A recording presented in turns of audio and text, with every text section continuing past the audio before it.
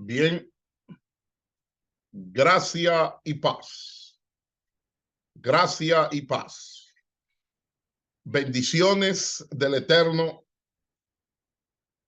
para cada uno de vosotros. Bendiciones del Eterno.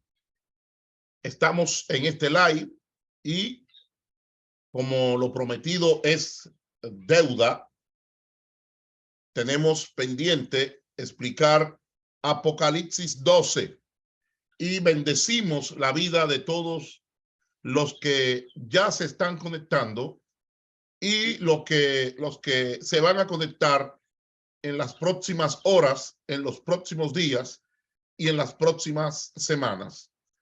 Esta disertación o cátedra es para todo el público y vamos a explicar Apocalipsis 12, la mujer y el dragón, gracia y paz, saludo bíblico neotestamentario históricamente demostrado y practicado por la iglesia primigenia, la iglesia primitiva, la iglesia de los primeros siglos. Gracia y paz, verdadero saludo neotestamentario. Shalom, shalom para todos aquellos que se están conectando y se van a conectar. Comparta este video, dele like, por favor. Vamos a subirlo luego a YouTube. Comparte este video porque es un video que te va a edificar, te va a bendecir y va a traer luz a tu vida. ¿Por qué? Ya lo veremos en el transcurso de lo que es esta disertación. Bendecimos la vida de Wilber Ciprián, que está conectado. Qué bueno, qué bueno, qué bueno. Y vamos a saludar a Doneida Amaya, a Luis Martínez, Pastor Luis Martínez, qué bueno. José Fabián, el inquieto, que si viene bueno, ustedes lo van a ver. Íbamos a salir hace 2 o 3 días, pero asuntos profesionales, ministeriales, nos impidieron. Así que Apocalipsis 12, la mujer y el dragón. Vamos a exponer y les prometo, oigan bien, lo hago aquí públicamente. Comparte este video. Le pedimos que usted comparta. Hay gente que comparte contenidos que no tienen sentido, no tienen ni siquiera esencia. Comparte este video que usted lo va a disfrutar y lo va a disfrutar con su familia, sus amigos, sus conexiones.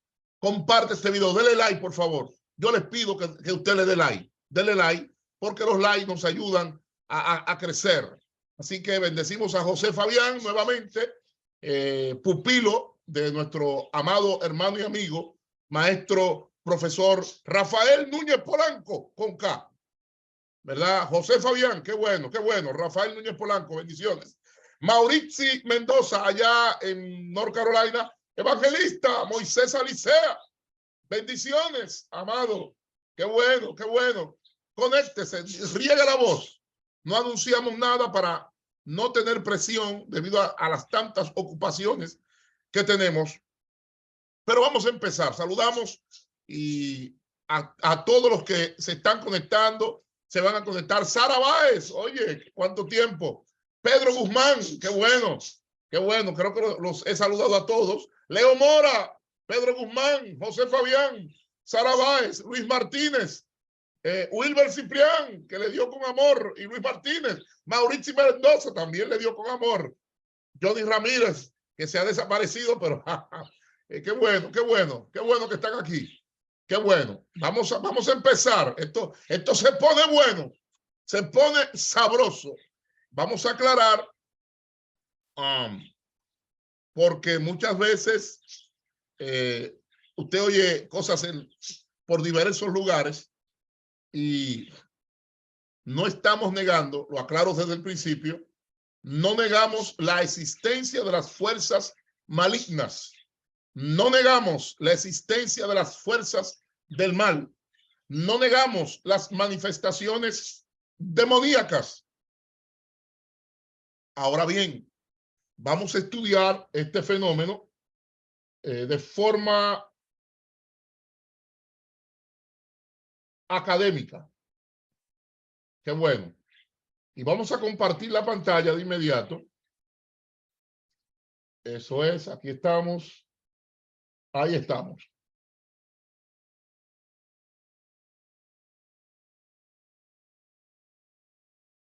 Ahí se ve bien, perfecto. Apocalipsis. Apocalipsis. Tremendo, tremendo. Se ve bien, perfecto. Mire, cuando hablamos de Apocalipsis y hablamos, por supuesto, estamos hablando de apocalíptica.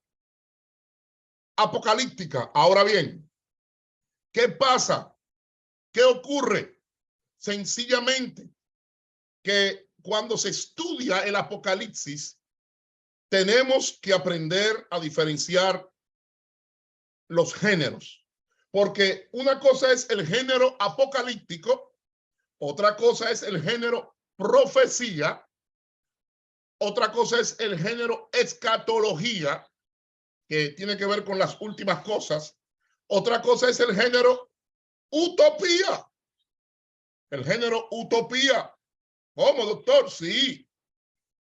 Ahí está el género utopía. Está también lo que se llama el género fuga mundi. ¿Por qué? Porque en todos ellos hay lo que se llama el principio de esperanza. El género utopía tiene que ver con el futuro y con la esperanza de la humanidad. Por eso el género utopía cumple una función absolutamente necesaria. ¿Por qué? Usted dirá, bueno, porque el género utopía expresa una fe, expresa una convicción de que nuestra historia puede ser diferente. Es como la frase que expresó Unamuno acerca de la utopía, porque Unamuno, cuando expresaba lo que era la utopía, él veía la fe como el instrumento para crear lo que no vemos. Él veía la fe como el instrumento para crear lo que no vemos y la energía de los seres humanos para superar las dificultades del presente y abrirse a la esperanza que nos puede salvar. Por eso la utopía contrapone este mundo y el otro mundo. Elemento que es básico en todas las religiones. ¿Por qué? Porque cuando se juntan y convergen, forman lo que se llama una escatología. Es una esperanza futura que intenta hacerse realidad, pero una realidad presente. Es la tarea de todo ser humano que se opone a la resignación y el conformismo e intenta realizar sus sueños. Por eso insistimos, la esperanza genera utopía y esta expresa la fe en un futuro cualitativamente diferente del presente, transformado por la utopía. Pero ya hablaremos en otro acápite no solamente del género apocalíptico, del género profecía, del género escatología, del género utopía y de lo que es la fuga mundi. Vamos a continuar. Continuamos. Observe lo siguiente. Por lo general, cuando se tocan estos temas, siempre hay controversias. Siempre la gente tiene inquietudes, tiene ideas. Pero con Apocalipsis yo quiero que ustedes y yo seamos puntuales. Vamos a ver las cosas de forma objetiva. No vamos a a fanatizarnos, a entrar en un mundo de discusiones innecesarias. ¿Por qué? Porque ahora mismo se está hablando de la posverdad. se habla de la verdad, se habla de la verdad absoluta, se habla de la verdad relativa, pero fíjense, vamos a hacer un estudio serio, porque en Apocalipsis lo primero que prima es el contexto, la exégesis y la verdad. No me diga que hay varias verdades, eso es mentira. Quien dice que hay varias verdades y el contexto, la exégesis y la verdad no tiene que ver ni con confesión, ni con denominación, ni con creencias, ni con ideas preconcebidas. Entonces, en Apocalipsis, lo primero es el contexto, la exégesis y la verdad. ¿Por qué? Porque esta no traiciona al autor. Eso es lo primero. Pero ¿qué pasa? Que no todo el que lee Apocalipsis lo lee desde su contexto histórico, cultural, no lo lee con la exégesis correcta y muchas veces le tiene miedo a la verdad. Pero el Apocalipsis hay que leerlo, número uno, dentro de su contexto, exégesis y verdad. ¿Por qué? Porque no podemos traicionar al autor. El autor de Apocalipsis, que algunos dicen que fue un solo Juan, otros dicen que fueron 3 Juan, pero se ha demostrado, por supuesto, que la composición que tenemos hoy, canónica de Apocalipsis, no fue una composición en orden, fue una composición justapuesta. Pero también está aquellos que tienen una lectura literalista e hiperliteralista. ¿Cuál es el problema? Que la lectura literalista e hiperliteralista, por lo general, son sacadas de contexto.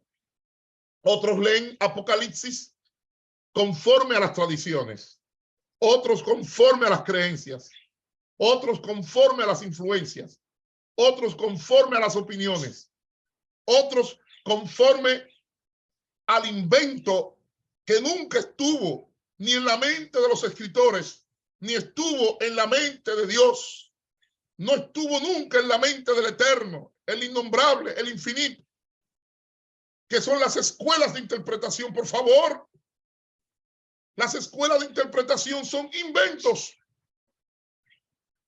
porque el que está escribiendo no está pensando, yo soy de la escuela tal y voy a escribir. No, no, no. Las escuelas de interpretación surgieron después.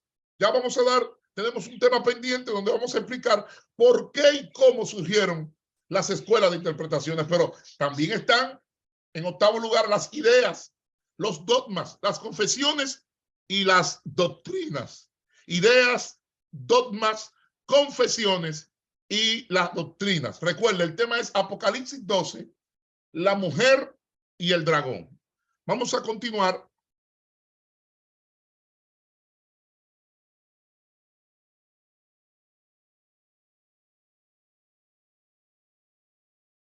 Bien, nos preguntamos, ¿cuándo surge el género apocalíptico?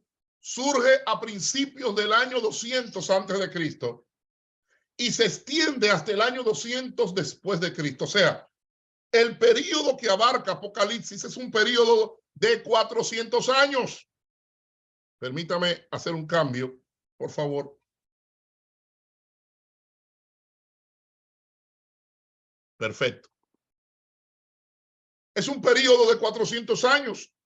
Tiempos de crisis, tiempos de persecución, un periodo de 400 años.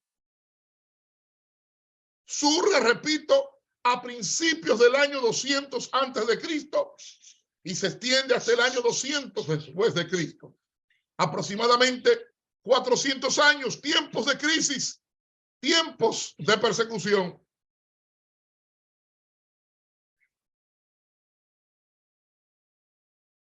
¿Cómo nace la apocalíptica? Sencillo. Primero nace con el rey Antíoco IV Epífanes de Siria, que fue allá entre el año 175 y 164 antes de Cristo. Recordemos que el rey Antíoco IV Epífanes, cuando niño, le decían el loco.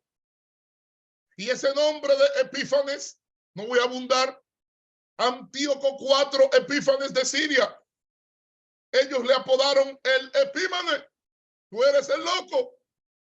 Número 2, en la primera revuelta judía contra los romanos, en el año 66 al año 70 después de Cristo, donde el historiador Mircea Eliade, en 2 de sus libros, que lo hemos dicho tanto en clase como en cátedras que han impartido otros, en el año 66 se produce históricamente la división del judaísmo y los seguidores de Jesús, históricamente registrado. Mircea Eliade, uno de los historiadores más respetados del mundo y utilizado por más de 15 universidades de prestigio. Ahí, en la revuelta, la primera revuelta judía en el año 66, se produce la ruptura. Oiga bien, no del cristianismo, porque el cristianismo como estructura no existía. Existían los cristianos, los seguidores de Jesús, los seguidores de Mashiach. Luego viene la revuelta judía bajo la guía de Bar Kokhba, a quien muchos pensaban que era el Mesías. Recuerden que Akiva es que proclama a Bar Kokhba como Mesías. Allá en el 132 al 135. Esa fue la segunda revuelta. Y ahí nació el género apocalíptico.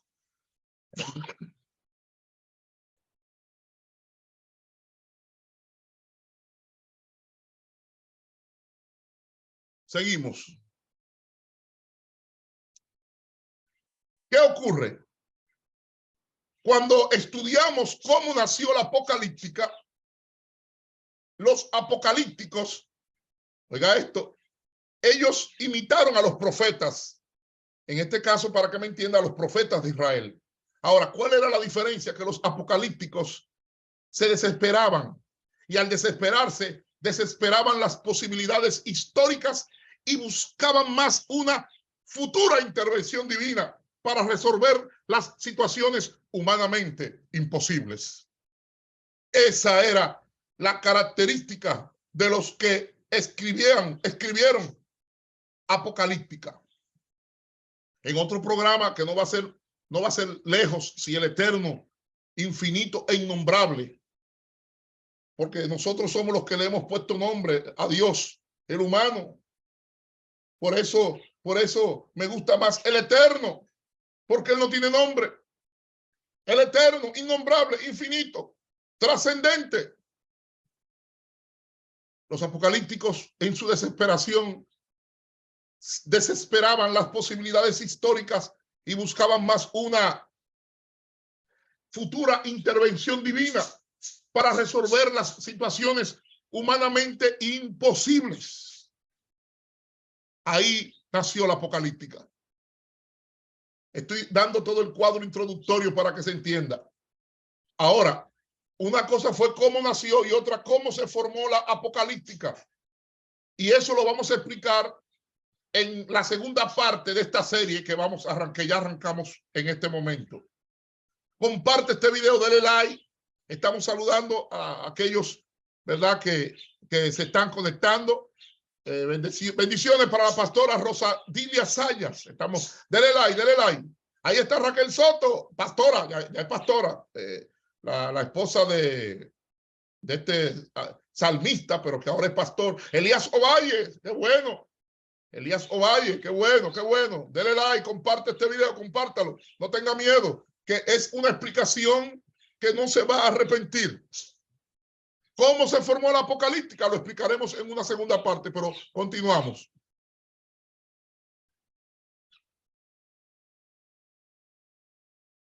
Es bueno que usted sepa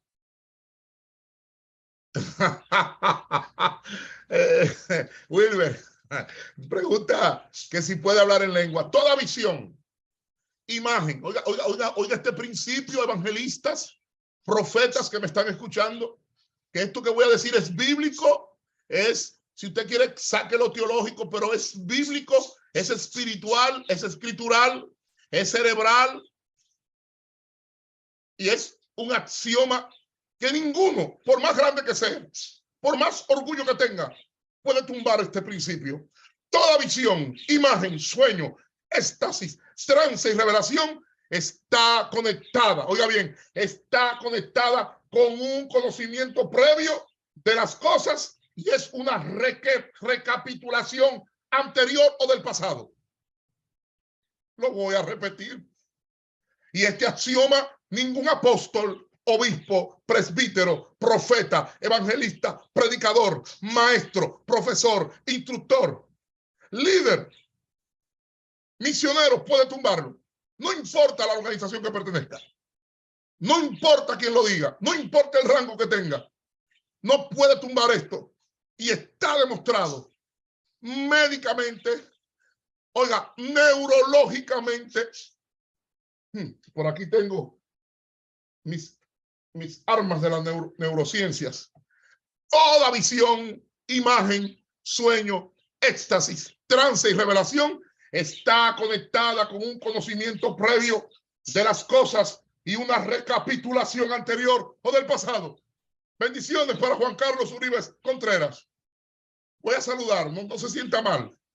Dele like y comparta. Continuamos. Este principio no puede ser violado.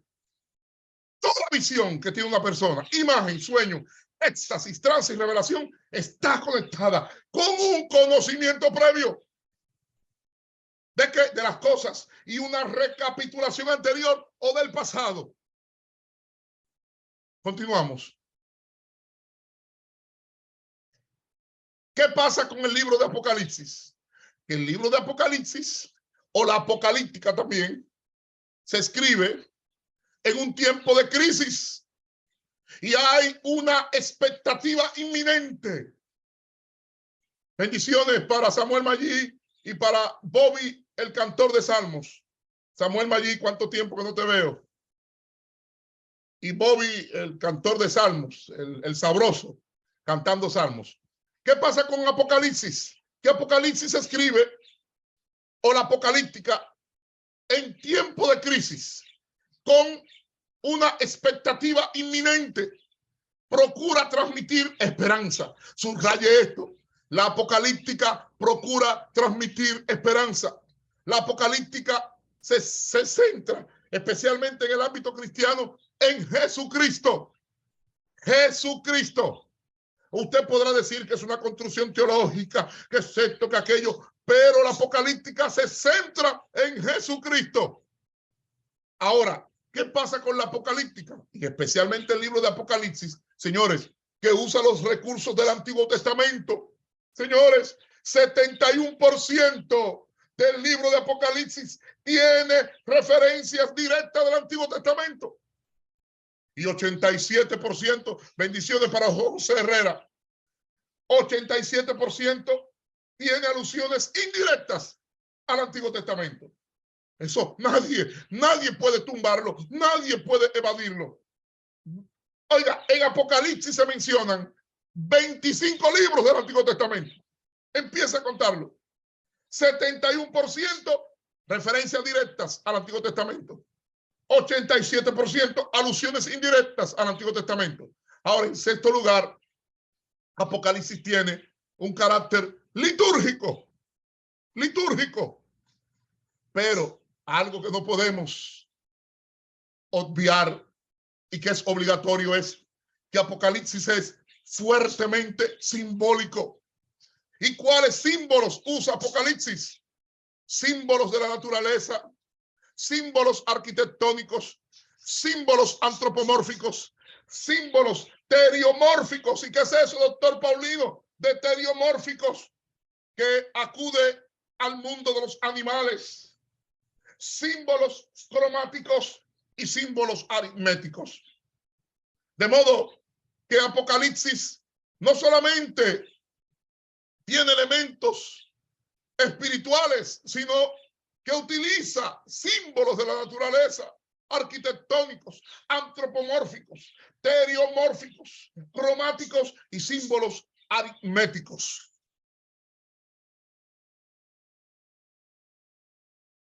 Ahora, yo quiero tocar yo quiero tocar algo que tengo que mencionarlo obligatoriamente. Doctor, ¿y por qué usted mete ese tema? Porque el tema de la Pax Romana, que no voy a abundar mucho, pero oigan, la Pax Romana se inicia en el año, como periodo histórico, en el año 27 antes de Cristo. Oiga bien, y se extiende durante un periodo largo. La Paz Romana, un periodo histórico que empezó en el año 27 antes de Cristo. Pero, doctor, ¿por qué usted menciona esto de la Paz Romana? Porque Jesucristo, Yeshua nació en el periodo de la Paz Romana. Ahora, ¿a dónde quiero llegar? La Paz Romana, el término Paz Romana, fue inventado por primera vez por el español Séneca, que nació allá en lo que es hoy Córdoba, España. Pero Séneca era el tutor del emperador Nerón. Ojo, la Pax Romana, una cosa es el periodo histórico. Ahora, el término, la terminología.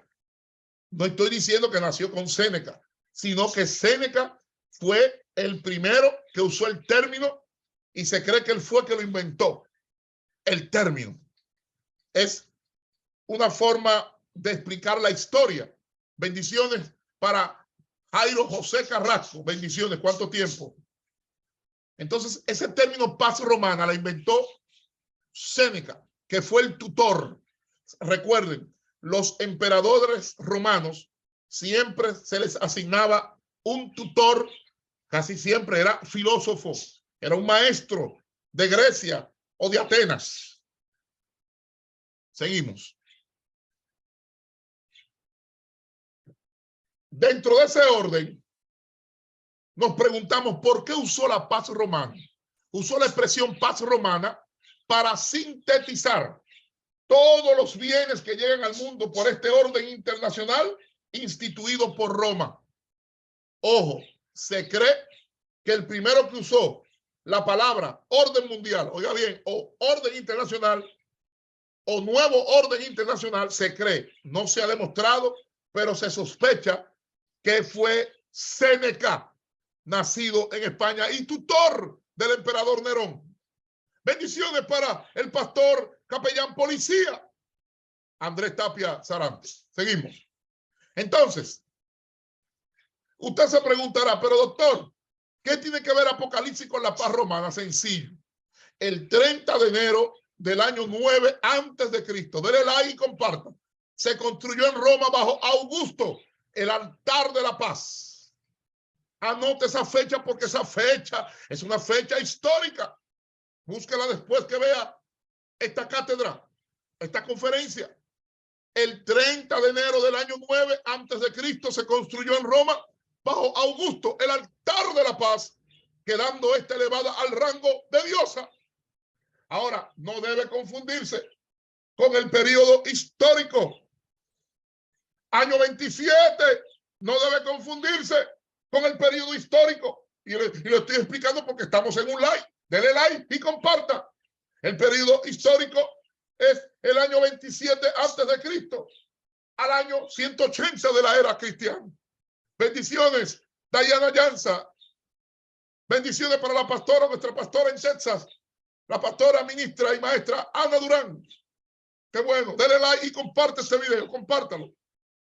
Entonces, el 30 de enero del año 9 antes de Cristo se construyó en Roma bajo Augusto el altar de la paz, quedando elevado al rango de diosa. No debe confundirse la construcción del altar de la paz en Roma del 30 de enero del año 9 antes de Cristo con el periodo histórico que fue desde el año 27 antes de Cristo y el año 180 de la era cristiana. Seguimos. Riegue la voz, que esto está bueno. La paz romana, con la paz romana comienza una nueva cultura en la historia de los hombres. La de la edad de oro que sustituye a la edad de hierro, como lo expresan los poetas Virgilio y Ovidio, en los cuales no me voy a detener para no descentralizar ni desenfocar el tema. Repito, la paz romana.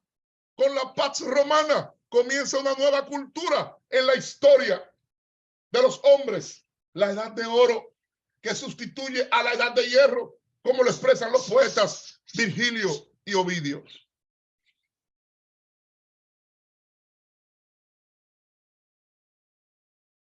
¿Qué pasa con la paz romana?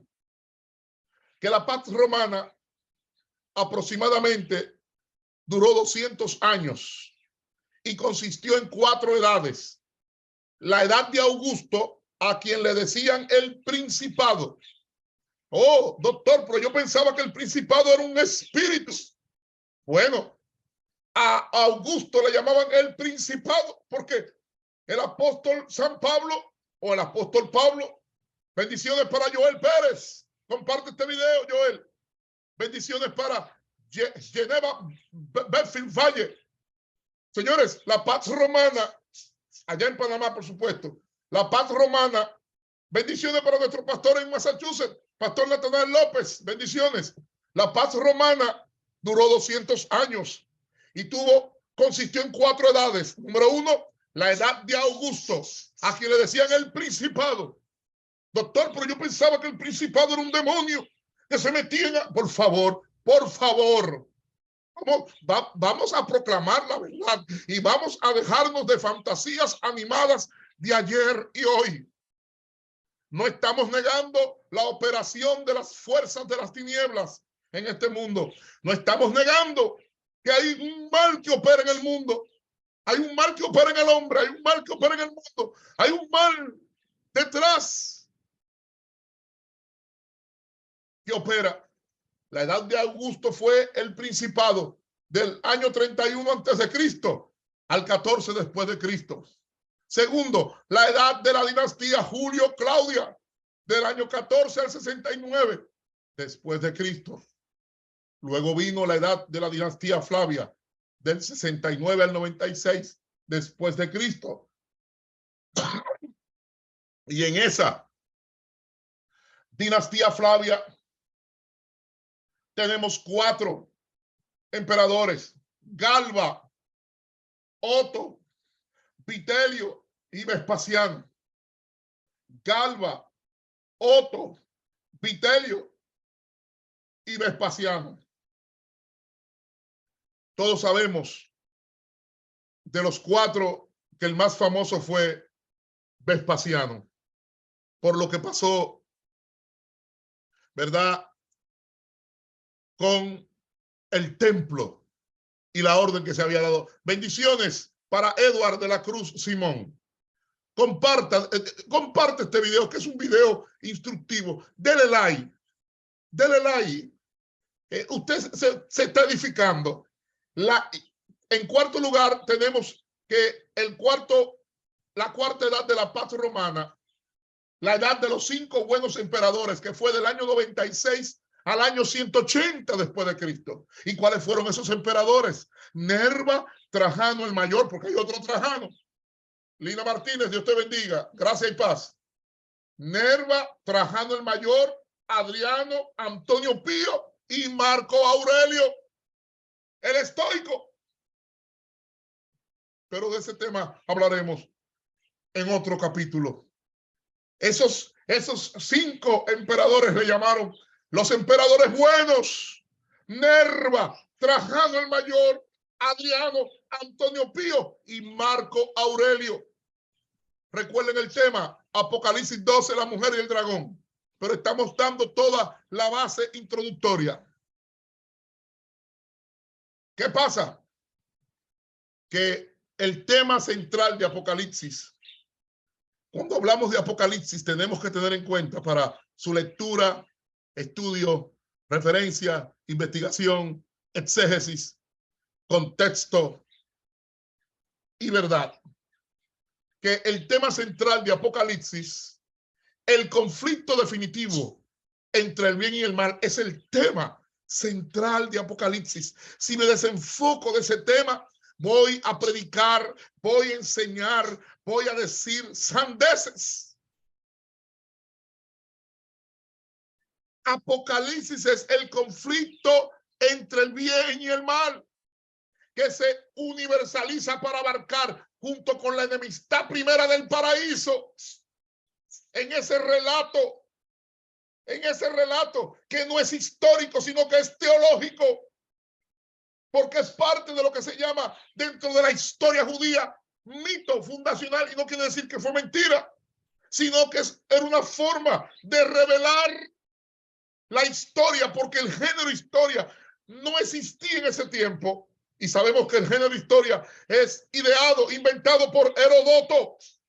Entonces, el tema central de Apocalipsis, primero, el conflicto definitivo entre el bien y el mal, que se universaliza para abarcar, junto con la enemistad primera del paraíso, todos los conflictos en la historia, detrás de los cuales ve el autor a Satanás.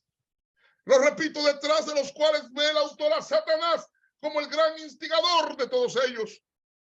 Es como bendiciones para ti, maestra Luisa Paola Peña Javier, que esperamos que el consulado te dé esa visa americana para que viajes a la graduación de este año. Qué bueno.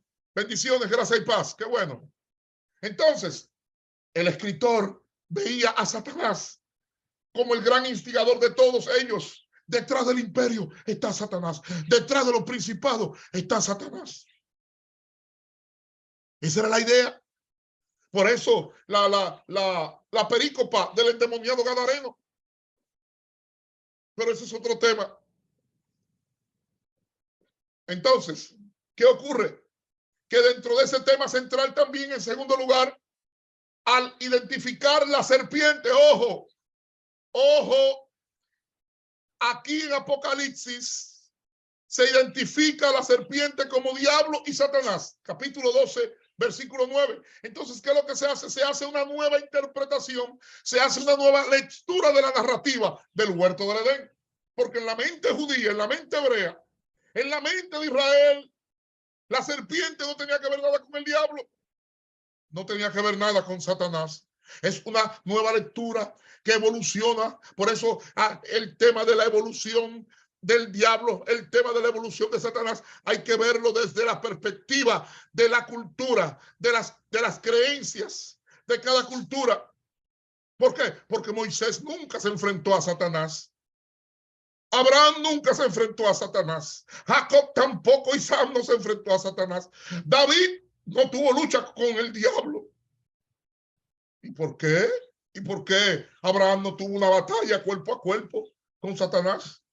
¿Qué fue lo que pasó ahí? ¿Por qué Noé no peleó con el diablo? ¿Por qué Noé no peleó con Satanás? Porque Satanás, la idea de Satanás fue una idea que fue evolucionando. Hello. Entonces llegó un momento en que Satanás, el diablo, es la raíz del mal en la mentalidad de los escritores apocalípticos. Tercero, dele like y comparta, dele like y comparta. El tema central de Apocalipsis, toda la furia de Satanás está detrás del imperio que arremete contra los cristianos. Ahí está en Apocalipsis 12, versículo 17. Entonces el dragón se llenó de ira contra la mujer y se fue a hacer guerra contra el resto de la descendencia de ella, los que guardan los mandamientos de Dios y tienen el testimonio de Jesucristo. Ahí está. El tema central, en tercer lugar, es que toda la furia de Satanás está detrás del imperio. Cada vez que se hablaba de Roma, veían al diablo. Cada vez que se hablaba del César, veían a Satanás. Cada vez que se hablaba de un principado, ahí está el diablo. Y esa evolución de esa idea, de ese criterio, fue evolucionando. Y ellos decían, cada vez que había un problema con Roma, que arremetía contra los cristianos, el diablo está ahí. Era como cuando yo era niño. Cada vez que había un culto, cuando yo era niño, los cultos o los servicios o celebraciones eran todos los días, desde lunes a domingo, no había queja. Y si un hermano se caía en la calle, malicia del diablo. Si un hermano tropezaba, malicia, o sea, todo era una malicia del diablo. Si los instrumentos de la iglesia no funcionaban, hay una malicia, se metió una malicia del diablo. O sea, el diablo estaba presente, señores, yo no sé en cuántos sitios al mismo tiempo. Tenemos que entender el criterio que permeaba la mente que ha llegado todavía al siglo XXI con respecto a Satanás y el diablo. Repito, no estamos negando la existencia para que no se vaya a malinterpretar, pero usted tiene que tener conocimiento de causa con convicción y saber la verdad acerca de esto. Seguimos. En cuarto lugar, en la apocalíptica, en Apocalipsis 12, los fieles creyentes y piadosos se enfrentan confiados el combate. Bendiciones, pastor y maestro Carlito Hernández. Los fieles creyentes y piadosos se enfrentan confiados el combate, pues se trata de la furia de uno que tiene ya poco tiempo. ¿Y qué significa, doctor, poco tiempo? Que tiene pocas oportunidades. Por eso Apocalipsis 12:12 dice, por lo cual alegraos, cielos, plural, porque no se sabe cuántos cielos hay. No se sabe, lo repito, no sabemos cuántos cielos existen. Salomón habló, los cielos de los cielos de los cielos no te pueden contener. Doctor, pero Pablo habló de que él llegó hasta el tercer. Sí, él llegó en la concepción griega de su mente. Él llegó hasta el tercer cielo. Pero otras culturas tenían 7 cielos.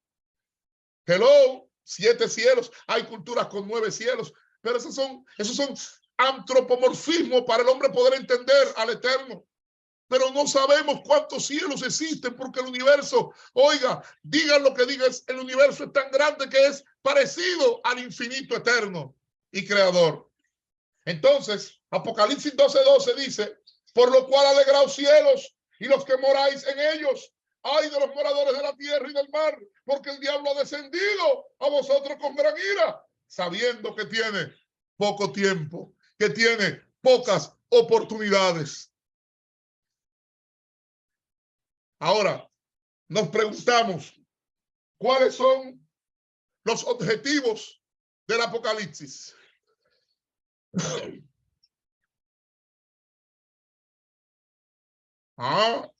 Porque el Apocalipsis, ningún libro de lo que hoy compone la Biblia se escribió así. Claro, ningún autor pensaba que ese iba a ser un solo libro. Ojo, ojo con esto. Ojo con esto.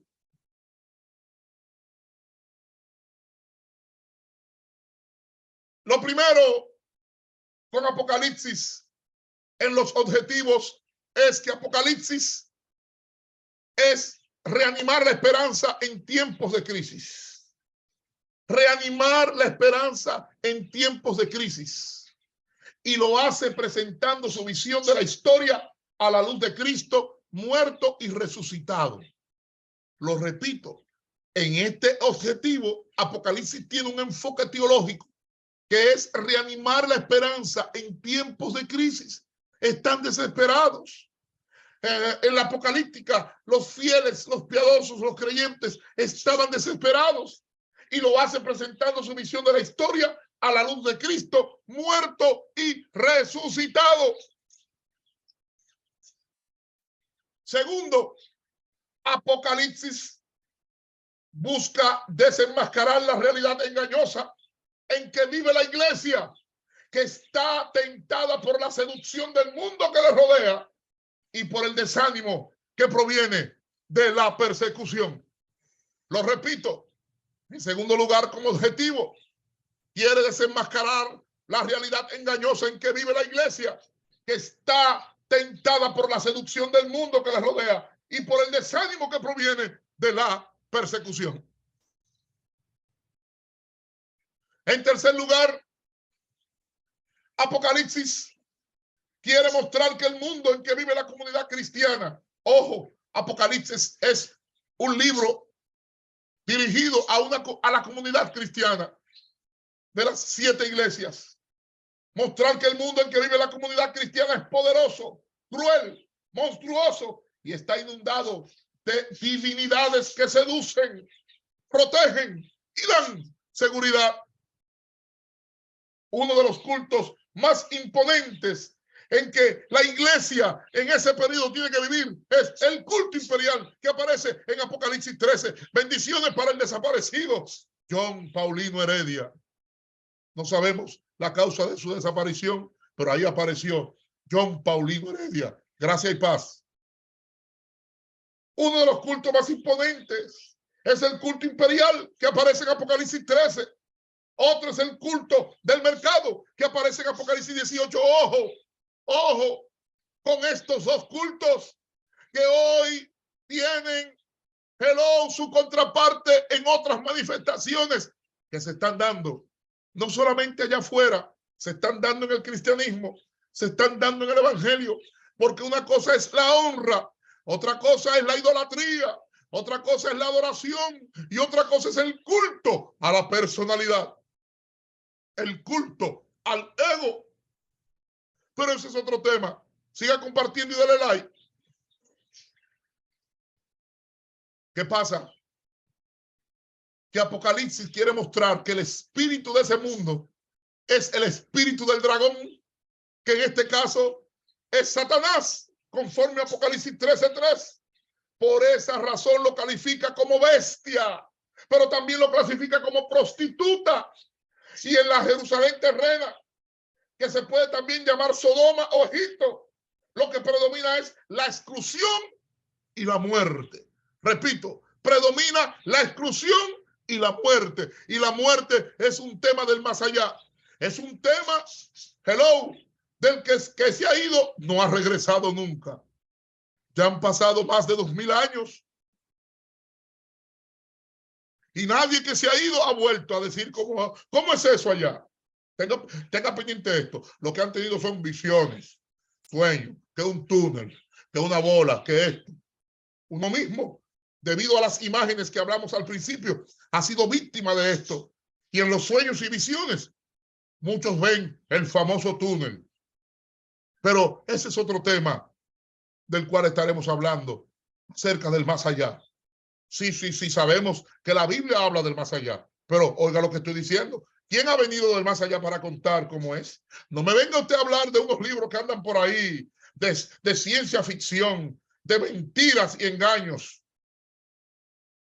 Que en el cielo, una revelación divina, por favor. Usted no puede creer ese disparate. Responsablemente lo digo. Usted no puede creer ese disparate. Una revelación del infierno, una revelación del cielo. Por favor, respétese. Respete a la gente, respete a su público, respete al prójimo, respete a la iglesia, respétese usted mismo. Vamos a seguir. Entonces, Juan en Apocalipsis, como verdadero profeta, está lúcido. Y como está lúcido, desenmascara y revela. Por eso su obra es revelación de Jesucristo. Y todo lo que es viene en una forma mejorada, en una forma arreglada, en una forma, ¿verdad?, compuesta, actuando en la historia de muerte de los hombres, pero como el viviente por antonomasia. Ahora venimos y entramos en el tema sazonado. Apocalipsis 12, la mujer y el dragón, que yo espero concluirlo. La mujer y el dragón. Voy a tratar de ser lo más objetivo posible, ya que tengo todo tipo de público. Tengo público que sabe lo que estamos hablando. Tengo un público que es un público estudioso. Otros son hermanos sencillos, piadosos, fieles, santos. Todo tipo de santos, porque hay santos, hay super santos, hay mega santos. Tenemos hermanos que están alfabetizados. Tenemos otros que son analfabetos y tenemos que explicárselo con sencillez. La mujer y el dragón. Lo primero es que en el cielo no hay ningún dragón. Vamos. Y es una visión que Juan tiene. Es una visión que Juan tiene. Pero junto con la visión, lo que ocurre, oiga bien, no estoy hablando ni de inspiración, ni de infabilidad, ni de inerrancia.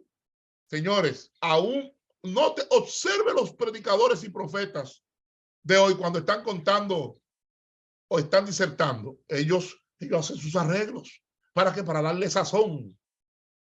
Toda visión tiene un antecedente. No está formada en el vacío. Ninguna visión, ningún sueño, ningún éxtasis, ningún trance, ninguna revelación se forma en el vacío. Tiene un acontecimiento previo. Entonces, seguimos. La mujer y el dragón, Apocalipsis 12. ¿Qué ocurre? Aclaro. La Biblia no relata. Oiga, escuche primero para que juzgue. La Biblia no relata ni habla de que Satanás, oiga esto, Satanás vivió en el cielo. Satanás nunca vivió en el cielo. No existe un solo versículo que diga que él haya vivido o que vivió en el cielo donde está el Eterno.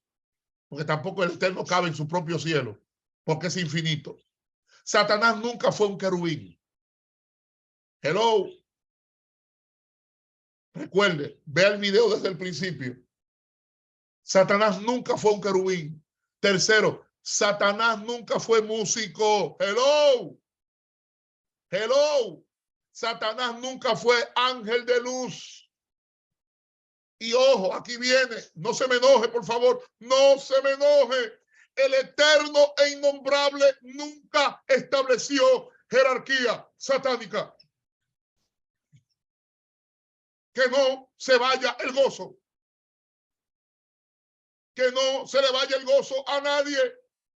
El eterno e innombrable nunca estableció jerarquía satánica. Nunca. Señores, tenemos que entender que Satanás, oiga bien, porque cuando leen Ezequiel 28, especialmente el versículo 13 y otros, toman al rey de Tiro para decir que ese es Satanás. Satanás ni fue músico, ni era querubín, ni era adorador, ni era ángel de luz. Pero ¿quién se inventó ese mito? ¿Quién se inventó esa falacia? ¿Quién se inventó ese cuento? ¿Quién se inventó esa historieta? Hello, de que Satanás era músico y director, para colmo, lo pusieron como músico y director de adoración y alabanzas antes de su caída. Hay que conocer el origen de la doctrina teológica de Satanás. Tiene que conocerlo.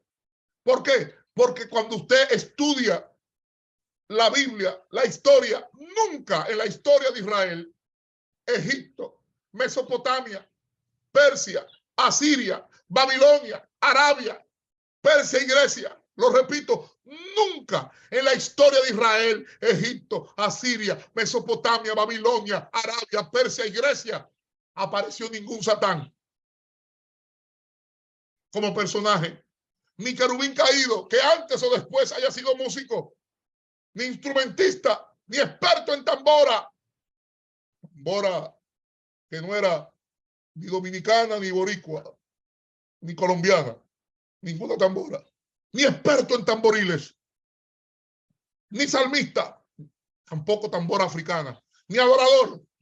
La identificación de Satanás como un querubín es algo que no está ni escrito, ni registrado, ni confirmado en ninguno de los escritos de la historia de Israel, del judaísmo post-exílico, ni del judaísmo primitivo.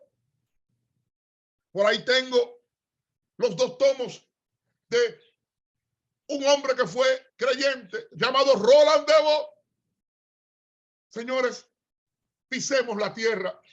Entendamos que mucho antes, durante y después de los tiempos de Jesús se podía designar como Satán a un adversario personal o adversario enemigo personal, ¿verdad? Fíjense que el ángel del Señor se presentó ante la mirada del vidente Balaán como Satán o adversario, allá en Números 22. Si no me equivoco, en Números 22.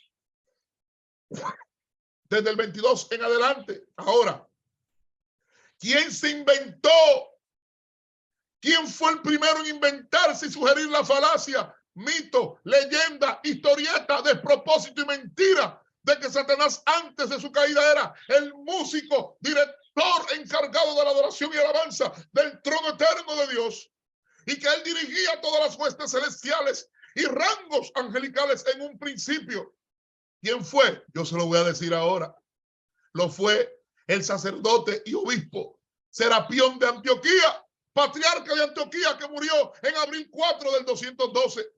Y doctor, ¿y por qué usted enseña eso? Sencillamente porque él fue el culpable de lo que hay muchos evangélicos, de lo que hay muchos cristianos y protestantes, y aún católicos, andan diciendo.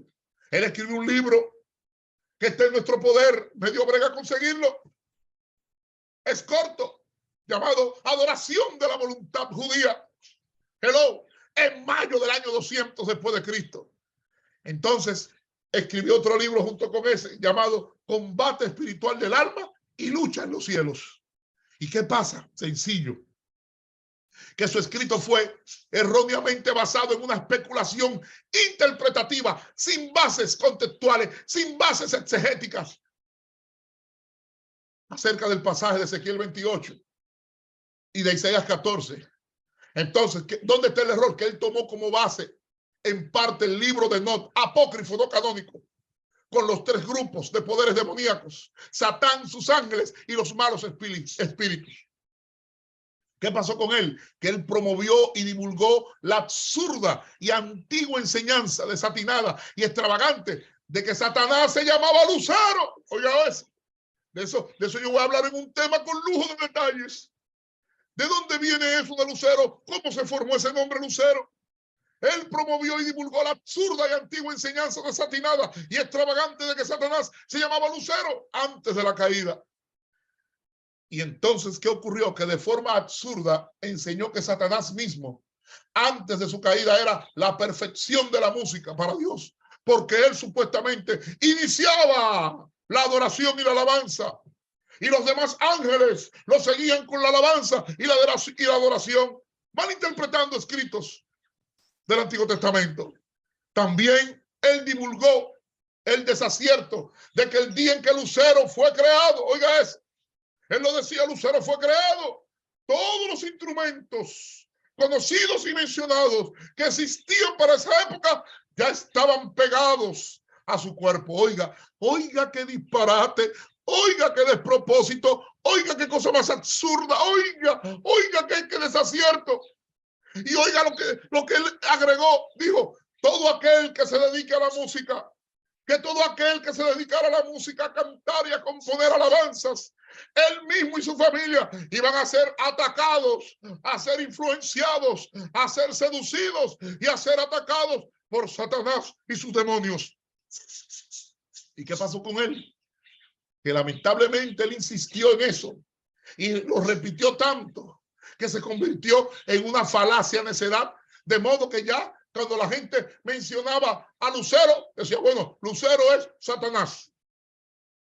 Y que Lucero sabía tocar todos los instrumentos existentes. O sea, me está diciendo que él construyó una especie de lo que hoy conocemos como el detective. Oiga esto, el detective inspector Gadget, que tiene todas las herramientas. ¿Y qué pasó? Que estas concepciones teológicas acerca del origen de Satanás y la idea de que antes de pecar Satanás fue músico y querubín fue reforzada durante siglos por varios obispos de Roma, por varios papas católicos que ahora no voy a mencionar por asuntos de tiempo. ¿Y qué pasa? Que todos ellos, oiga esto, de una forma teológica, sistemática y continua, afirmaron severas contradicciones acerca de a quien llamaron Satanás, a quien llamaron Lucero. Lamentablemente, ellos dijeron, bueno, número uno, es necesario darle importancia teológica a la existencia de Satanás, el diablo, como forma de que se establezca un contrincante de Dios, un enemigo invisible de Dios, un enemigo invisible de la iglesia, además de tener un culpable identificado para todos nuestros errores, nuestros males y nuestros pecados. Oiga esto. Segundo, que las creencias y los conceptos del diablo del judaísmo del siglo I no se apoyan en el testimonio del Antiguo Testamento. Tercero, que había que suavizar y disminuir en parte la responsabilidad humana por el pecado de cada uno ante Dios, y que la serpiente de Génesis no encajaba con Satanás y por lo tanto dicha serpiente no podía ser también el rey de Tiro. Ahí acertaron.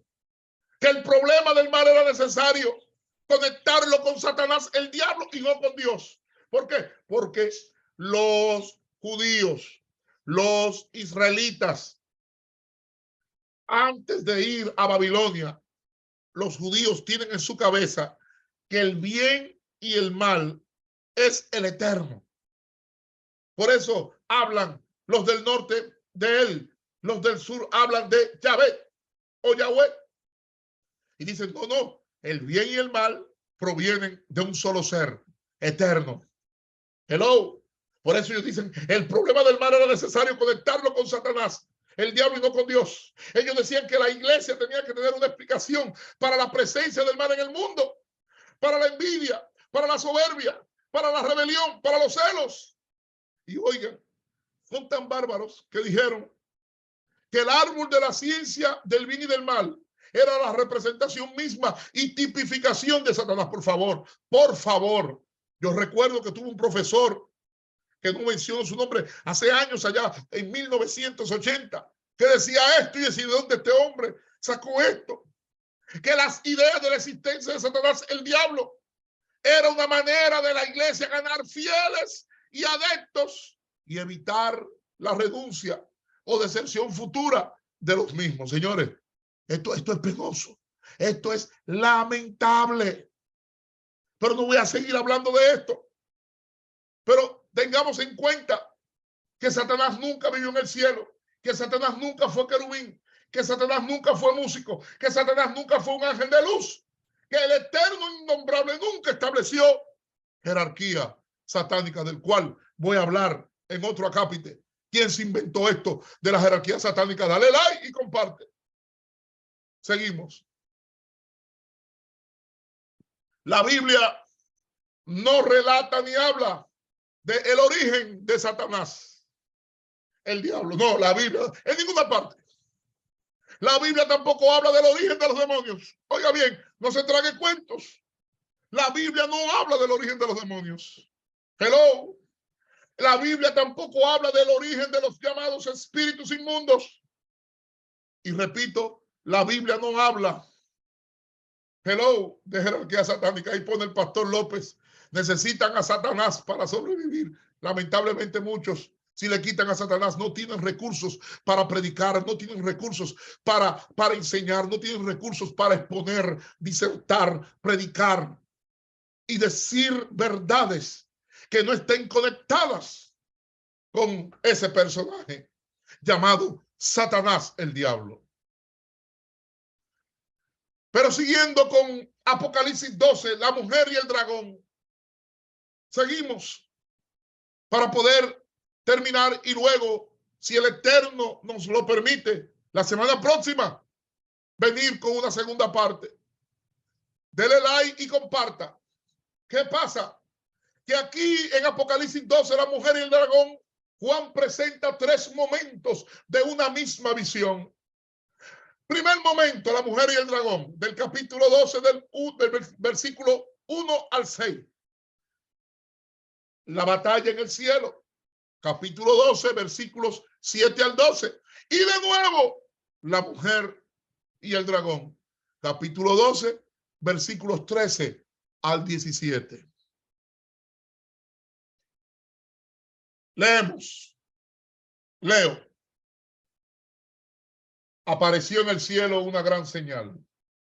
Una mujer vestida de sol, una mujer vestida del sol, con la luna debajo de sus pies, y sobre su cabeza una corona de 2 estrellas. Y estando encinta, o sea, estando embarazada, clamaba con dolores de parto en la angustia del alumbramiento. También apareció otra señal en el cielo. He aquí un gran dragón escarlata que tenía 7 cabezas y 10 cuernos, y en sus cabezas 7 diademas, lo cual vamos a explicar en otro acápite. Versículo 4 del capítulo 12 de Apocalipsis. Y su cola, aquí viene, y su cola arrastraba la tercera parte de las estrellas del cielo y las arrojó sobre la tierra. Y el dragón se paró frente a la mujer que estaba para dar a luz, a fin de devorar a su hijo tan pronto como naciese. Versículo 5. Y ella dio a luz un hijo varón que regirá con vara de hierro a todas las naciones. Y su hijo fue arrebatado para Dios y para su trono. Y la mujer huyó al desierto, donde tiene lugar preparado por Dios, para que allí la sustenten por 1260 días. Lo voy a dejar hasta ahí. Déjeme dejarlo hasta ahí. Permítame tomarme un poco de agua.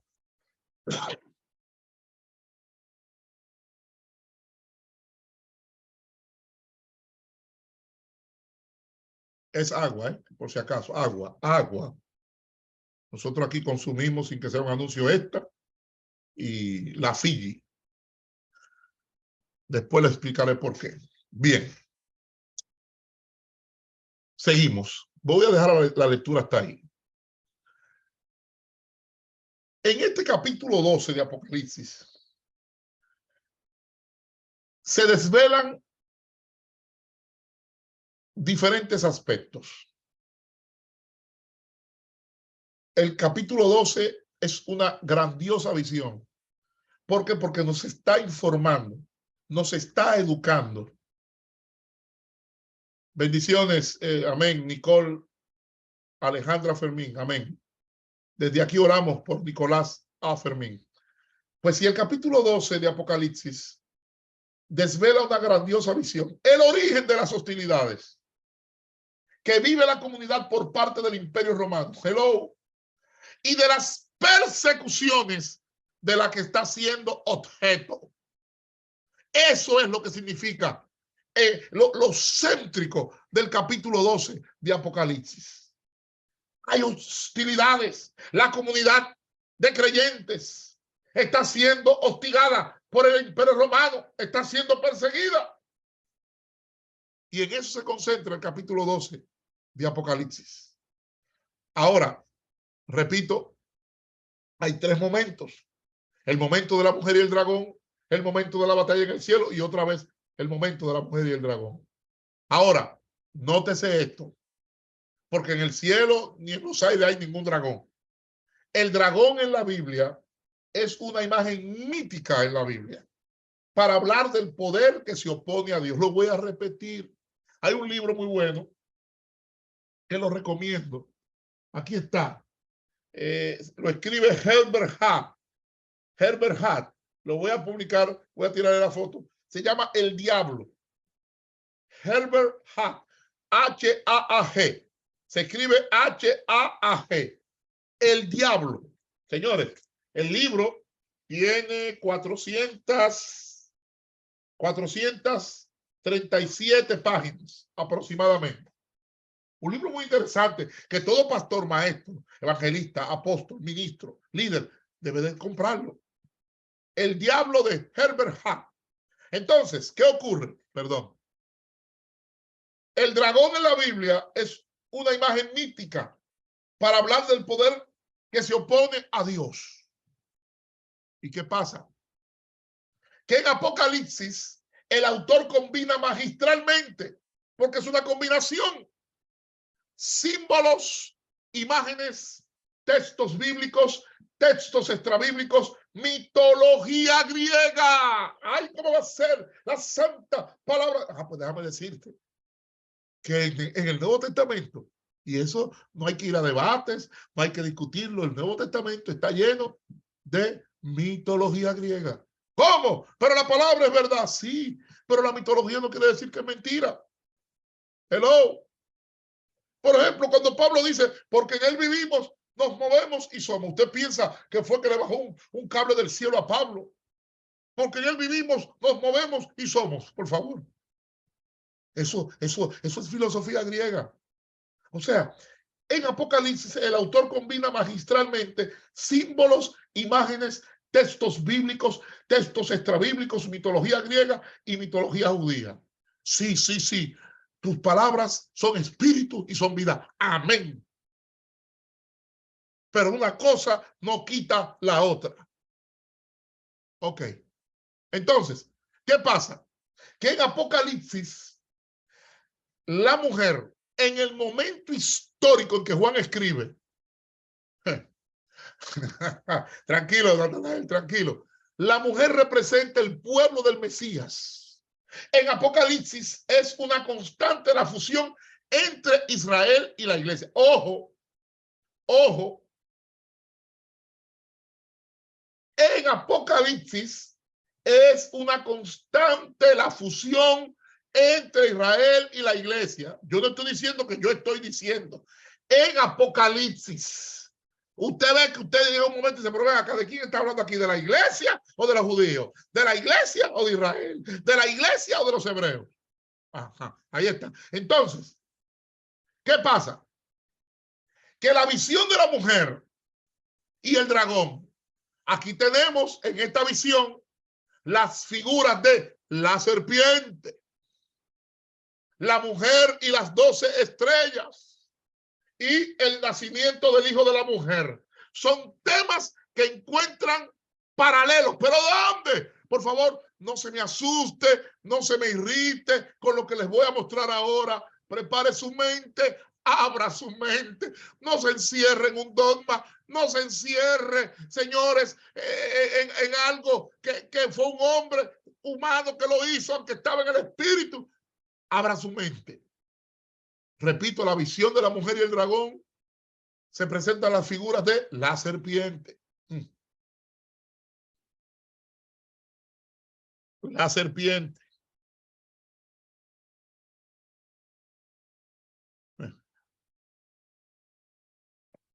La mujer y las 2 estrellas. El nacimiento del hijo de la mujer. Y aquí prepare y abróchese los cinturones. Son temas que encuentran paralelos. ¿Pero cómo paralelos? Claro, que cuando todo esto se escribió, ya antes,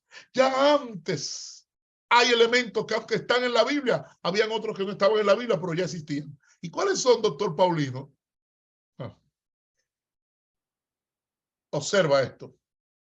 Temas que encuentran paralelos en los mitos judíos transculturizados. Me sorprendió ver esto.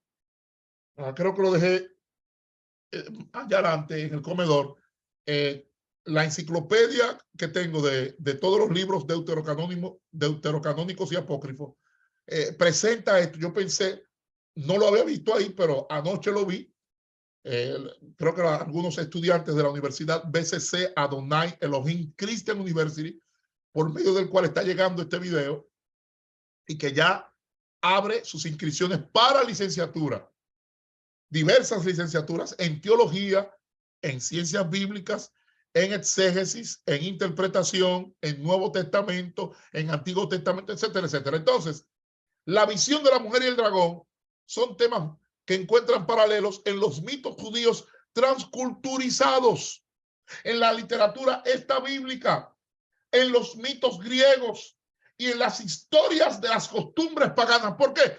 Porque, oiga este principio, nadie escapa a la transculturización. Todos nosotros hemos sido transculturizados. Los judíos no escapan, los israelitas no escaparon, los hebreos no escapan. ¿Por qué? Porque diversos imperios lo dominaron. Y de cada cultura cogían y dejaban, de cada algo. O sea, es como los que compusieron Génesis, desde el capítulo 1 en adelante. Metieron de aquí, metieron de allí, metieron de aquí, metieron de allí. No hay que discutirlo. Hay un libro que se llama Paralelos del Antiguo Testamento. Usted lo puede ver. Agarraron de aquí, agarraron de allí y compusieron todo eso. ¿Por qué? Porque cuando usted lee el capítulo 1, no se parece al capítulo 2. Y entonces en el capítulo 3 ya hay otra. Entonces, mire esto. Con esto de la visión de la mujer y el dragón, tenemos, cálmese, no se ponga nervioso, por favor, no se vaya el gozo.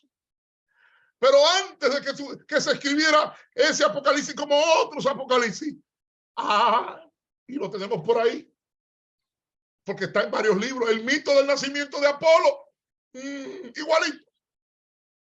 Su madre Leto huye del dragón Pitón. Que hay un tema que voy a hablar de Pitón, donde voy a explicar cómo se forma esto. Entonces, Pitón es muerto por el hijo. ¿Cuál hijo? Apolo. Hay un libro muy bueno que se llama Leto, Apolo y Artemis. Pastor, usted está diciendo, señores, ninguna visión viene en el vacío. Dice el pastor, ahí se caen los santos. Claro, porque no son los santos, son ideas erróneas, infiltradas, transmitidas de generación en generación. Y se nos olvida que conoceréis la verdad y la verdad os hará libre. No se cae la fe, no se cae la espiritualidad, no se cae, oiga, la convicción que se tiene. Pero la falsedad de la información hay que corregirla. Porque estamos en un mundo postmoderno. Hello. Usted dirá, el evangelio no cambia, es cierto, el evangelio sigue siendo el mismo. Hello. Entonces, Leto, Apolo y Artemis, que fueron mucho antes que Apocalipsis, pero hay un libro llamado el Apocalipsis de Adán, que por ahí lo tengo. El Apocalipsis de Adán, señores, aparecen estas escenas. Lo dijo. Dice el pastor Tapia Sarante. Ahí está, tírele foto, porque yo no me lo estoy inventando. El mito del nacimiento de Apolo, el mito de que su madre Leto huye del dragón Pitón. Hello. Pitón es muerto por el hijo Apolo y Leto, Apolo y Artemis, que hay un libro, hay varios, hay diferentes autores. Tengo como 3 autores de esto.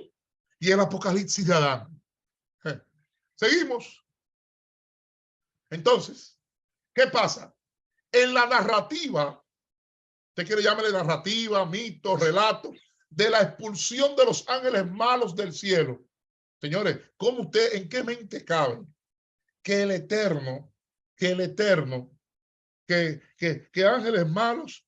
No. En la narrativa, mito, leyenda o relato de la expulsión de los ángeles malos del cielo, como explicación del origen del diablo Satanás, señores, eso ya era conocido en el judaísmo, eso era ya conocido en la mitología judía. Doctor, ¿y dónde está eso? No se preocupe que en el segundo video vengo con detalles y tengo todos estos libros. Primer libro de Enoc, del 6 al 19. Segundo libro de Enoc, 29, 4 y siguientes, y 31, 3 y siguientes. Pero también en el libro de los jubileos. Y de nuevo, en el Apocalipsis de Adán aparecen narraciones anteriores a la confección de este capítulo 12 del libro de Apocalipsis. Ahora, ¿quién fue que le dio fuerza a esa interpretación de que la cola que arrastró las estrellas, la tercera parte de las estrellas son los ángeles? ¿Quién fue que le dio fuerza a eso? Ya lo dije en un video que hicimos con el pastor y doctor y apóstol, doctor Domingo Pino, de CCA Church, Centro Cristiano de Adoración. Míralo ahí. Míralo ahí.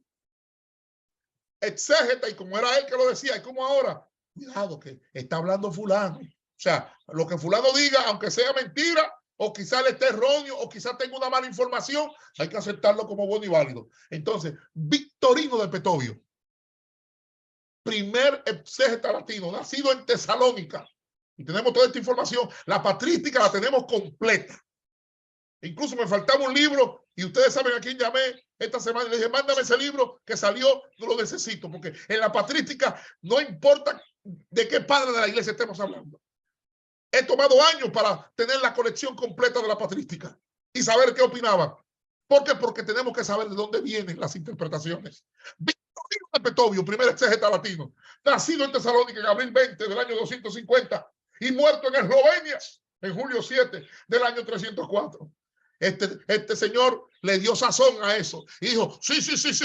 Los demonios que hoy existen fueron que arrastrados desde el cielo. ¿Cuál cielo? Por Satanás. Fueron seducidos, fueron convencidos, fueron contratados. Oiga esto. Comparte. ¡Ay! Mira el segundo. Ya lo mencioné en el video que hicimos de Periscopio, porque estamos en Periscopio y esto llega a nombre de BCC Adonai Elohim Christian University, marcando la diferencia. Ticonio el Afro del norte de África, donatista. No voy a explicar ahora lo que era un donatista. Póngase a estudiar.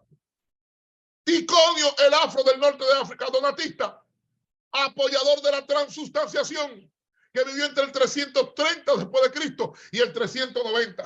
Negaba el milenio. Y este señor, ahí lo dije, porque, San Agustín de Hipona escribió La ciudad de Dios, pero mira quién escribió primero. Ticonio el Afro del norte de África, autor de la primera obra titulada La ciudad de Dios. Y claro, él hace una traducción exegética posterior del libro de Apocalipsis. Sigo para avanzar. Está en tercer lugar, Primacio de Hadrumetum. Primacio de Hadrumetum, del norte de África, del 481 después de Cristo al 560 después de Cristo. Tuvo la mayor influencia en la exégesis latina. Sigo. ¿Quiénes más apoyaron todas estas interpretaciones? Mire quién. Beda el Venerable, el sajón nórdico allá, en lo que hoy es Inglaterra, el norte de Inglaterra, que vivió del 12 de junio del 672 al 26 de mayo del 735. Allá, nacido en Harrow, el reino de Northumbria, el norte de Inglaterra. Beda el Venerable seguía esa corriente. Chalón, Denis Sánchez, el terrible. Chalón. Beda el Venerable. ¿Quién más? En quinto lugar, tenemos Ecumenio de Tesalia. Hello, nacido allá en el Monte Osa, en los Balcanes. Ecumenio de Tesalia, que vivió del 503 después de Cristo al 594, sacerdote y escritor. Y es la persona que hace el primer comentario griego al Apocalipsis. Y él introduce por influencia en la patrística este asunto de que los demonios cayeron del cielo, de que los demonios son ángeles caídos. Por favor, la Biblia no revela ni el origen de Satanás, el diablo, pero tampoco la Biblia no habla claro acerca del origen de los demonios. Estemos claros con esto. Entonces, Ecumenio de Tesalia también es culpable de esto. ¿Quién más? Andrés de Cesarea, que vivió del 563 después de Cristo al 614. Y este señor Andrés de Cesarea hace lo que es el comentario clásico de la tradición bizantina. Ustedes conocen la historia de los bizantinos. Por ejemplo, este señor Andrés, la iglesia, por ejemplo, la iglesia ortodoxa rusa es de origen bizantino. Por favor, si no lo sabía, sépalo. El presidente de Rusia pertenece a la iglesia cristiana ortodoxa rusa, de origen bizantino. No voy a detenerme ahora con eso. Andrés de Cesarea apoyó este asunto también. Oiga, ¿qué pasó? Estamos en la patrística. En séptimo lugar, ¿sabe también quién? Cesario de Arles, el llamado pseudo Agustín. Porque lo confunden. Creían que cuando él escribía, hello, Cesario de Arles, que vivió allá en Chalon-sur-Saône, en Francia, desde el 468 al 542 y compuso 24 homilías de Apocalipsis. Y hay una homilía que no la voy a mencionar ahora, donde él repite, hello, donde él repite lo mismo que Vitorino de Petovio, pero te voy a dar un dato, Hay un apéndice a una de las homilías. Cuando encontré esto me emocioné, se me engrifaron los pelos. Porque hay algunas personas que cuando no tienen una información se sienten mal. Ay, se irritan y eso no aparece en internet, eso no aparece en Wikipedia, eso no está en Google, eso no está en Yahoo Respuesta, eso no está en el Rincón del Vago. Yo estudié esto y yo he estudiado y yo no he visto eso. Y se irritan. Y este señor, hello, misteriosamente menciona a Simeón Ben Chetach, nombre que ha dado dolor de cabeza. Simeón Ben Chetach, presidente del Sanedrín, que es el primero en afirmar que Ezequiel 28 e Isaías 14, aún siendo judío, siendo fariseo, impone que Ezequiel 28 e Isaías 14 se refiere a Satanás. El octavo, mire quién está ahí. El obispo Aprigio de Beja, crítico de la interpretación de Apocalipsis. Este fue más cuidadoso y dijo, tenemos que tener cuidado. Tengan cuidado porque hay un libro que se parece, que está alterado. El original, él aclara. Y dice que la misma Biblia no afirma de forma directa el origen de Satanás y los demonios, pero parte de las interpretaciones, porque acuérdense, la influencia que se ejerce no es fácil, no es fácil.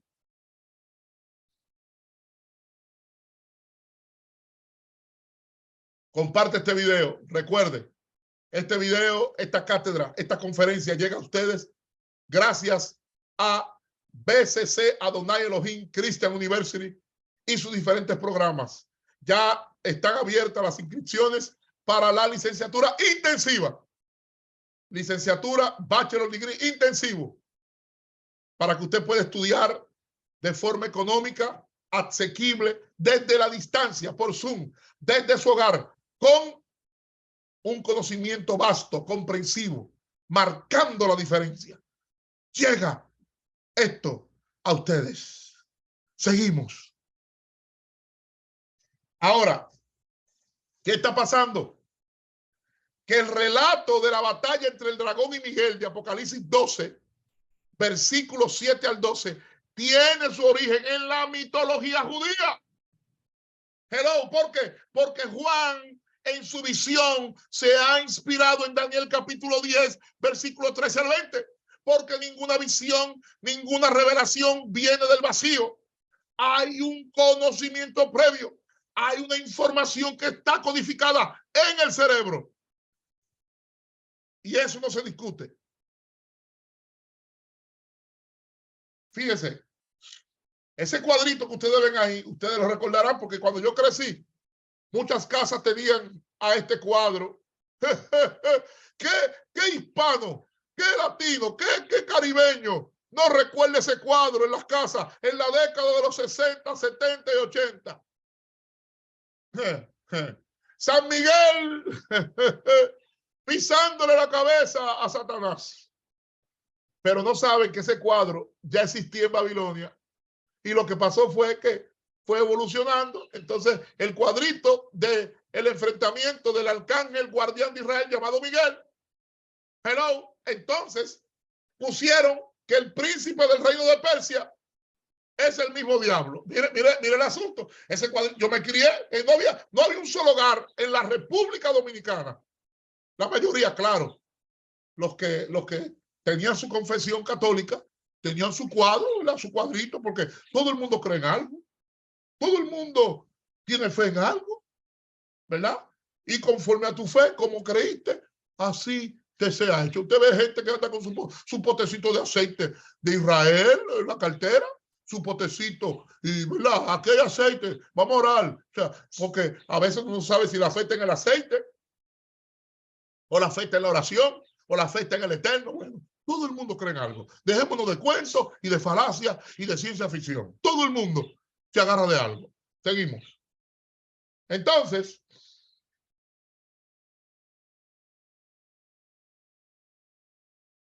en Daniel capítulo 10, del 13 al 20, está el enfrentamiento, el relato.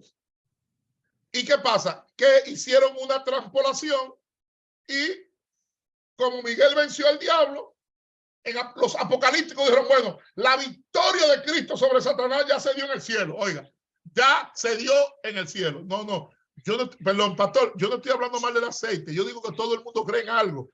Y que muchas hermanas y a un hombre tienen su potecito, que a veces no de Israel, a veces de la bodega o del supermercado. Lo llevan a la iglesia y se ora, ¿verdad? Y esa es su fe. Eso hay que respetarlo, ¿verdad? Aceite. Pero ahora mismo el rey que pusieron en Inglaterra y la esposa, ¿con qué aceite usted cree que lo ungieron? Es otro tema, no voy a hablar de eso. Que la gente no sabe ciertas ceremonias que se hacen en ciertos países. La gente cree que son mentiras. Fue con aceite de Israel que ungieron al rey y a la reina. Al rey y a la... Con aceite, investíguelo. Con aceite de Israel, y esa tradición viene, oiga esto, por cientos de años, al punto que el trono de él está sobre una piedra, que voy a contar la historia después de esa piedra. El trono del rey, exacto, efectos apotropaicos, correcto, gracias, Denny. O sea, como Miguel venció al príncipe de Persia, ya en Apocalíptica la victoria de Cristo sobre Satanás ya se dio en el cielo. Y como se canta en el capítulo 12, versículo 10 al 12, pero que este todavía sigue activo en la tierra. ¿Vean cómo es?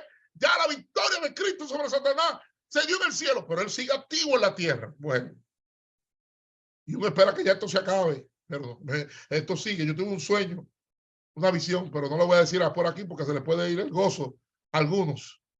Porque la visión corríamos en un año que no lo voy ni a mencionar, pero fue una visión, no fue despierto, fue durmiendo. Seguimos. ¿Qué pasa? Que la adaptación de este relato explicaba, repito, la victoria de Cristo sobre Satanás, que ya se dio en el cielo, como se canta en el 12, del 10 al 12, pero que todavía sigue activo en la tierra. Ahora, ¿qué ocurre? En Apocalipsis 12, la mujer, la imagen mujer-pueblo es frecuente en el Antiguo Testamento, y de esto voy a hablar en otro tema. Fíjense que en Apocalipsis 12, la imagen mujer-pueblo es frecuente en el Antiguo Testamento. Entonces, usted ve que en Isaías 66, del 5 al 9, se asocian la mujer que está embarazada, la mujer que está encinta, los dolores de parto, el hijo que nace para hablar de la nueva Jerusalén. Hello. Tengan esto muy pendiente. Isaías 66, del 5 al 9. La mujer que está encinta, los dolores de parto, el hijo que nace para hablar de la nueva Jerusalén. Ahora, mire aquí. Claro, yo no estoy hablando mal del aceite. Ojo, tenga pendiente que yo estoy diciendo que todo el mundo tiene la fe en algo. Porque todos sabemos, los que han estudiado en la universidad saben que el agua es, o mejor dicho, el aceite, pero también el agua es un tótem. Doctor, un tótem para los cristianos, para los judíos. Es más, no solamente para los cristianos y para los judíos, sino para otras religiones y culturas. Entonces, mira aquí, Apocalipsis, la imagen de la mujer. ¿Y qué es la mujer? La imagen de la mujer es pueblo. Cuando se habla de mujer, es pueblo. Y es frecuente en el Antiguo Testamento. Una mujer coronada de 12 estrellas. Puede ser, de lo que yo estoy diciendo, puede ser una alusión a las 12 tribus de Israel. Chequelo en Génesis 37:9, que en la literatura cristiana se traslada a la iglesia fundada por los 12 apóstoles. Hello. Mírenlo ahí. La imagen de la mujer, 12 estrellas. Puede ser una alusión a las 12 tribus de Israel, conforme a Génesis 37. En la literatura cristiana se traslada a la iglesia fundada por los 12 apóstoles. Ahora,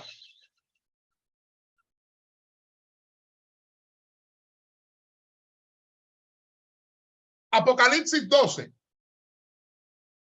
La imagen mujer-pueblo continúa en el Nuevo Testamento cuando se habla de Jerusalén como nuestra madre en Gálatas 4:26. ¿Y qué dice, doctor? En Gálatas 4:26 nos habla más la Jerusalén de arriba, la cual es madre de todos nosotros, es libre. ¿Ves? La imagen de la mujer conectada a un pueblo, conectada a una ciudad, conectada a un grupo, a una raza, a una región. Ahora, el hijo que da luz esta mujer es el Mesías. El Mesías.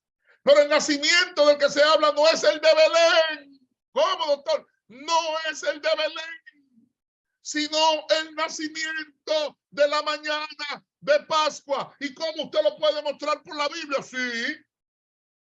No bien ya nacido, y el muchacho no bien ya nacido, es recién nacido y es arrebatado y llevado a Dios y a su trono. Leemos Apocalipsis 12, versículo 5.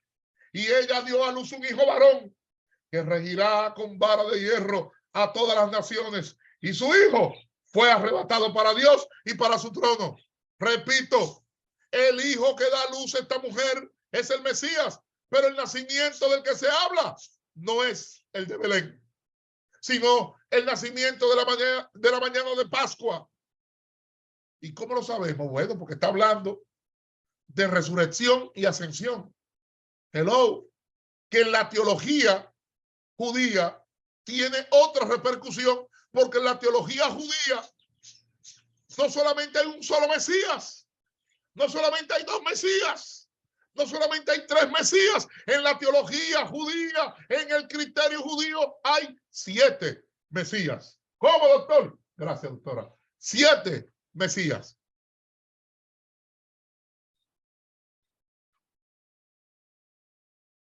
Esto está bueno. Dele like y comparta, que está bueno. Se está hablando palabras. Se está hablando escrituras.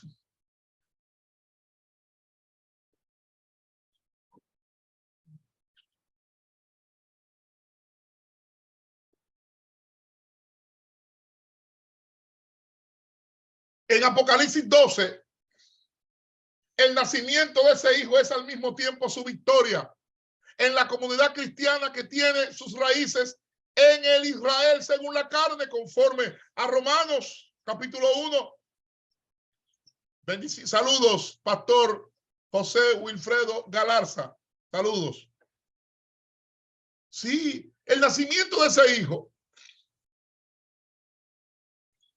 es al mismo tiempo su victoria en la comunidad cristiana que tiene sus raíces en el Israel según la carne. Nace el Mesías rey y la tarea de esa comunidad es hacer nacer al Mesías, hacer real su triunfo e impartir la vida nueva que él ha inaugurado. Apocalipsis 12, esta mujer está vestida de gloria. ¿Por qué? Porque ya es triunfadora, está preñada de vida, pero vida amenazada. Y existe un conflicto definitivo entre la vida y la muerte, entre la mujer y el dragón, entre la iglesia y el imperio. Pastor Antón, allá en El Salvador, bendiciones, bendiciones. Sí, bendiciones, Pastor Antón Hernández. Amén, Pastor Natanael, correcto.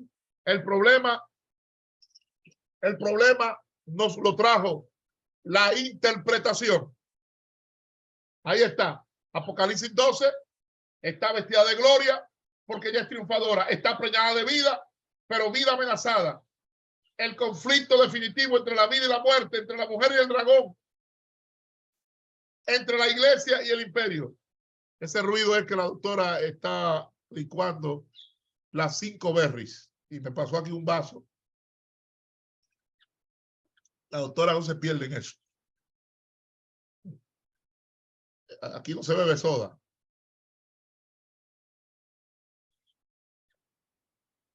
Las 5 berries. Gracias, Padre. Seguimos. En Apocalipsis 12, esos dolores de parto de Apocalipsis 12 son los dolores de las víctimas que por la muerte nacen a la vida, conforme al capítulo 12, verso 11. Dice, y ellos le han vencido por medio de la sangre del Cordero y de la palabra del testimonio de ellos, y menospreciaron sus vidas hasta la muerte. Aquí el presente verbal denota duración. Duración. Fíjense que en Apocalipsis 12 la mujer huye al desierto. Y se le dieron a la mujer las 2 alas de la gran águila para que volase delante de la serpiente al desierto, a su lugar donde es sustentada por un tiempo y tiempos y la mitad de un tiempo. El desierto está contrapuesto a la ciudad, está contrapuesto al sistema. Interesante, muy interesante.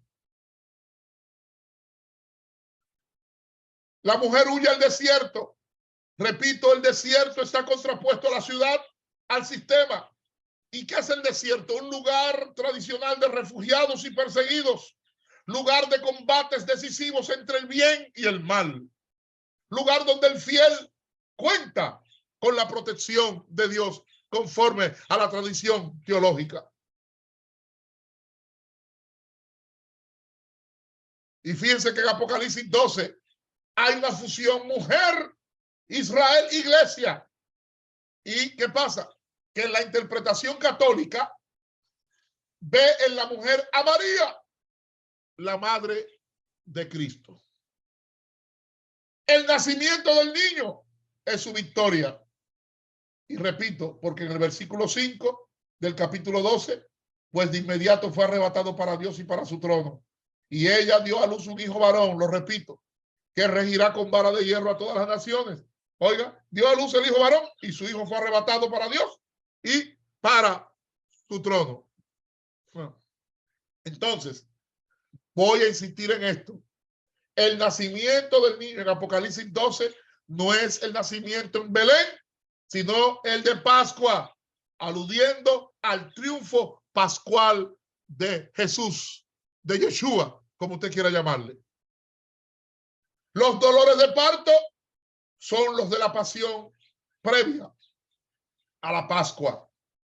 Por eso en Juan 16:21 nos dice que la mujer cuando da luz tiene dolor porque ha llegado su hora, pero después que ha dado a luz un niño ya no se acuerda de la angustia porque el gozo de que haya nacido un hombre en el mundo.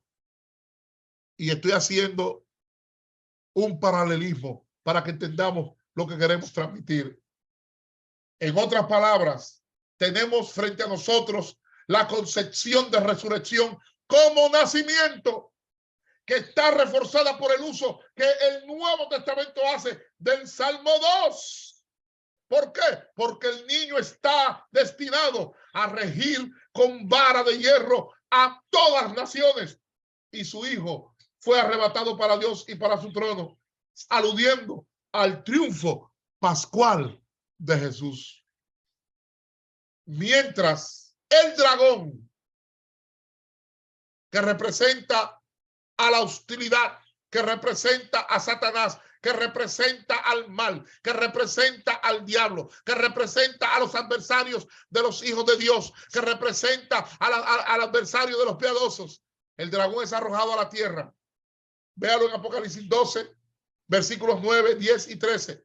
Desfogando su rabia contra la mujer y el resto de su descendencia, como lo expresa el versículo 17.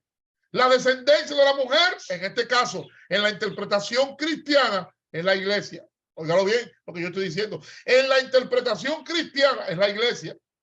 está llamada a afrontar victoriosamente la hostilidad del seductor del universo.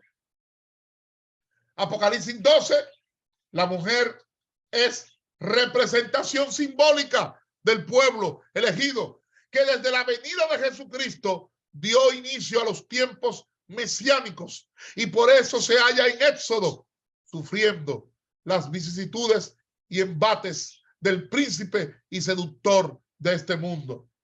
¿Por qué? Ahí está la respuesta en el 17. Porque guardan los mandamientos de Dios y tienen el testimonio de Jesucristo, mientras soportan los dolores de parto que anuncian el don de vida, conforme a Apocalipsis capítulo 21, versículo 3. Amados, que el Eterno les bendiga, que el Eterno les guarde. Paro de compartir pantalla. Bendigo la vida de cada uno de ustedes. Bendigo la vida de todos aquellos que tomaron de su tiempo para estar conectados con esta transmisión que se ha hecho en este momento. Bendiciones para tu vida. Comparte este video. No se quede, oiga, no se quede con el video solo. Compártalo con alguien, compártalo con sus hijos, compártalo con sus familiares, compártalo con sus primos, dele like. Este video será puesto también en YouTube, porque hay personas que no entran a YouTube. Lo vamos a dejar para que usted pueda disfrutar de dicho video.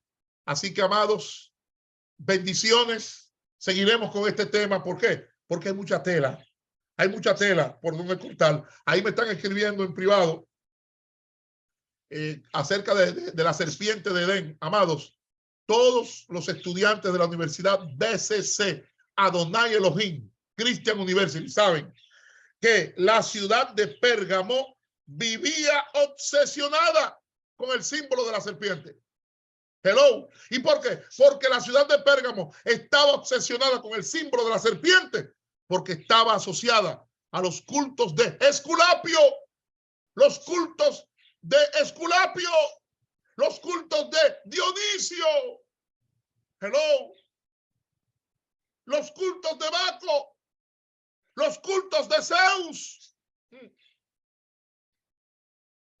Y no voy a seguir porque ya hablé de lo que ya existía entre Apolo, Leto, el dragón y Pitón. Porque el dragón Pitón ya existía antes de esta composición. Continuaremos en una segunda parte. Este video, esta conferencia ha llegado gracias a BCC, Adonai Elohim Christian University, que ya abrió las inscripciones para la licenciatura intensiva de 1 año. Licenciatura intensiva de 1 año. Para que puedas estudiar, para que no tengas que estar 4 años, 5 años, 6 años. 1 año intensivo. Y vas a aprender, vas a crecer, te vas a nutrir, te vas a fortalecer. Porque estamos marcando la diferencia. Gracia y paz. Puedes llamar a la doctora al 917, el teléfono es público, 917-417-5258. Gracia y paz. Shalom, shalom.